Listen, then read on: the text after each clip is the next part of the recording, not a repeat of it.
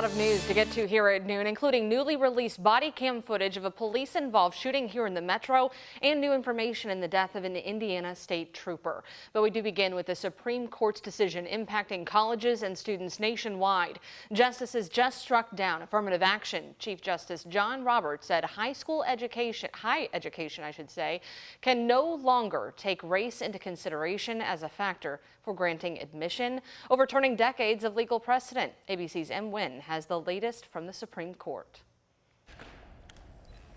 In a major 6-3 Supreme Court ruling, the justices split along conservative and liberal lines, with the conservative majority striking down the use of affirmative action in higher education, effectively upending the use of race as a factor in college admissions in order to achieve diversity in college campuses. The court had heard 2 cases challenging the admissions policies of Harvard and the University of North Carolina. No more, according to the Supreme Court today, of this effort to achieve diversity overall by looking at the identity, not the story or experiences, but the identity of a student alone. Justice Ketanji Brown Jackson recused herself from the Harvard case, but offered her dissent in the UNC case, saying the devastating impact of this decision cannot be overstated. Racial inequality will persist so long as it is ignored. In October, after nearly 5 hours of oral arguments, Justice Clarence Thomas expressed his skepticism about affirmative action. I've heard the word diversity quite a few times, and I don't have a clue what it means. It seems to mean everything for everyone. 2 cases were before the court, both brought by a conservative advocacy group asking judges to reverse 4 decades of precedent. In the first one, Edward Bloom argued Harvard discriminates against Asian American applicants by using subjective standards to score their personalities. In the second, he alleged the University of North Carolina discriminates against white and Asian American students by giving preference to Black, Hispanic, and Native American applicants. Both institutions deny the allegations. This ruling forces higher education to look for new ways to achieve diverse student bodies. And while the court did find that race could be used in those college admissions essays, those essays can't be used to circumvent what the court just ruled. M. Wynn, ABC News, the Supreme Court. And we're expected to hear from the president in the next half hour on this. Meanwhile, more than 200 new laws take effect in Kentucky today. One of the biggest is sports betting. House Bill 551, which now legalizes sports betting, was signed into law back in March. The measure will enforce 2.5% of betting revenue to gambling addiction services. While this technically takes effect today, you likely won't see many changes until regulations are finalized within the next 6 months. Games you will not be able to play legally anymore are gray machines or skill games. They're often video games resembling slot machines with cash payouts. Under this new law, these machines are no longer legal in the state of Kentucky. And House Bill 544, also known as the Delta 8 bill, has made it illegal for people under the age of 21 to buy products containing Delta 8 THC. That's a marijuana alternative. It officially takes effect on August 1st. Just before it was set to take effect, a federal judge in Kentucky blocked part of Senate Bill 150. That law would have banned gender-affirming care for transgender kids, including puberty blockers and hormone therapy. The ACLU sued, arguing the law was unconstitutional. And yesterday, federal judge David Hale in Louisville granted the organization's request for a preliminary injunction. In a statement, the ACLU thanked the court for that ruling, calling it a win, but said it is only the first step. Attorney General and gubernatorial candidate Daniel Cameron criticized the decision, saying it tramples the right of the General Assembly to make public policy for the Commonwealth. Also today is a new law that eliminates felonies related to HIV. House Bill 349 legalizes the selling and buying of self-tests to determine whether you have HIV. The incoming law also allows people diagnosed with it to donate organs to one another. New here at noon, body camera video of the officer-involved shooting that happened in Louisville on June 19th. And we do want to warn you, this may be disturbing for you to watch.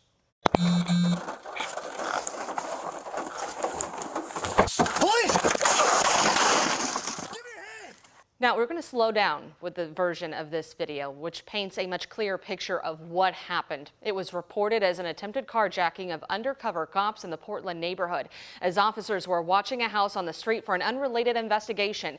This video shows Mark Jaggers Jr. wearing all black and a face covering come up to the driver's side of that cop car, open the door with a gun aimed right at officers. Seeing this happen in slow motion there, that is when one of the detectives fired at Jaggers multiple times. He fired several rounds from his service weapon, striking him. Jaggers falls to the ground, and just feet away, you can see a gun laying in the grass. It takes minutes before other officers begin rendering aid to Jaggers, who died from his injuries. Well, police identified the detective as Matthew Hayden. He's been with the Louisville Metro Police Department since February 2013. We'll keep you updated as more information is released on this investigation. A Louisville woman charged with attempted murder and assault charges of her 6-year-old son and her sister is in jail on $500,000 bond today. 28-year-old Sequoia Porter was in court this morning, a judge entering a not guilty plea on her behalf. Police found Porter in a wooded area of an apartment complex near PRP yesterday, right after that stabbing. Detectives say her 9-year-old daughter told them she held her little brother over the third-floor balcony railing while saying, "Die, demon." Porter later attempted an escape in the jail holding cell at Metro Corrections, slipping out of her handcuffs and running away, but was quickly arrested on Liberty Street between 6th and 7th. Taylor Woods and photojournalist Elijah McKenzie went back to the scene of the crime to hear from neighbors. Louisville Metro Police responded to a stabbing at the Foundry Apartments on Brunch Drive near Pleasure Ridge Park. That's where they found a woman injured and a 6-year-old boy who'd been stabbed several times. He's badly injured. Taya Lindsay lives in the apartment complex. It's sad, but it's not really common.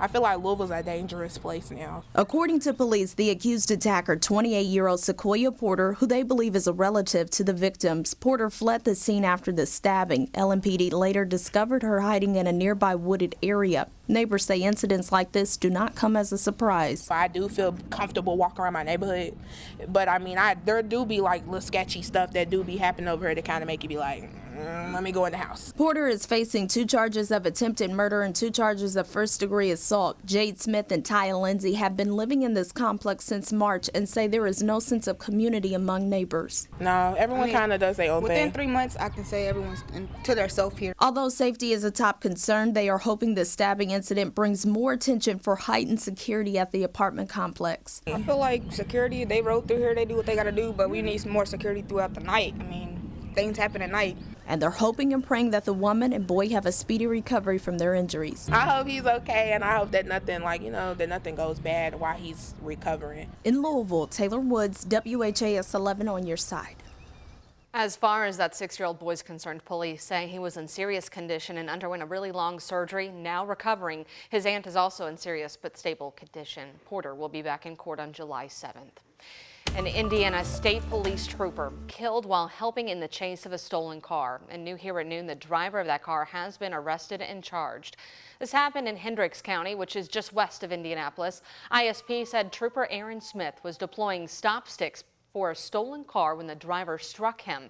He was taken to the hospital where he died. Trooper Smith was 33 years old, married, and had worked for ISP for 5 years. We've hired a lot of people, and he was one of those guys that stood out. And you all know who those people are, and that's what I'll always remember about him. He was not cliche, but he was a shining star within the state police. Police said the driver was 18-year-old Eddie Jones Jr., now charged with murder.